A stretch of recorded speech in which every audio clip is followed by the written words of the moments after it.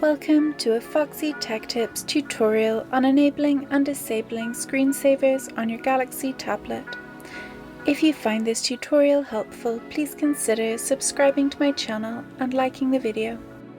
Open up the Settings app on your tablet. In Settings, tap Display.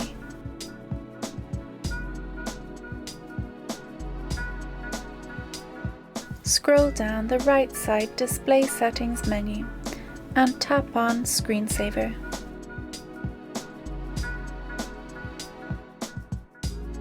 Here you have a few options. You have the Colors Screensaver, which is quite nice.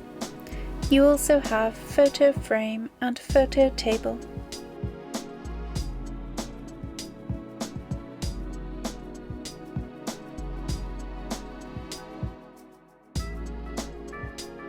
Photo Frame shows one photo at a time and cycles through photos that you have selected, and Photo Table shows multiple selected photos sliding onto the screen.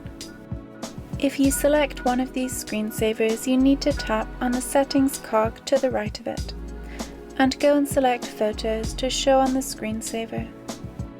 To have no screensaver, you need to select None. And that draws an end to this tutorial.